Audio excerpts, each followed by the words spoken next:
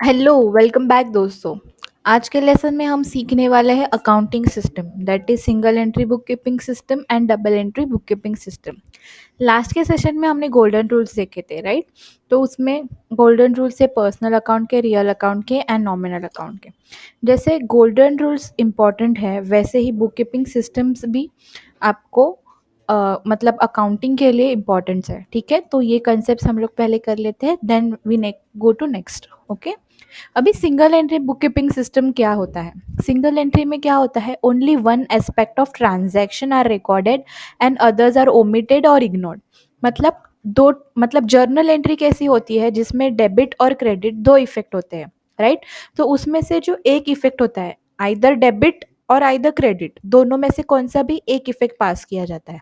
ठीक है, then double entry book keeping system में क्या होता है, मतलब ये हम थोड़ा डिफरेंशिएट में स्टडी करेंगे तो आपको ज़्यादा बेटर लगेगा। ओके, तो double entry book keeping system में क्या होता है कि दोनों एस्पेक्ट, मतलब जर्नल एंट्री कैसी होती है, सपोज परचेस की जर्नल एंट्री है तो purchase account debit to cash. तो डेबिट और क्रेडिट दोनों एस्पेक्ट क्या होते हैं, बुक मतलब जर्नल में रिकॉर्ड होते हैं, उसको double entry book keeping system बोलते हैं। ठीक है, देन सिंगल एंट्री में it is incomplete and unscientific method of book keeping system. एक ही एस्पेक्ट रिकॉर्ड करने की वजह से इसको इनकम्प्लीट और अनसाइंटिफिक मेथड कहा जाता है। और डबल एंट्री में is the most scientific and complete method of book keeping system. मतलब इसमें क्या होता है कि दोनों मेथड, मतलब वो दोनों एस्पेक्ट रिकॉर्ड करने की वजह से ये बहुत मतलब साइंटिफिक मेथड है और कंप्लीट मेथड कहा जाता है इसे। देन सिंगल एंट्री में it cannot provide accurate information about the profitability and financial position of the business।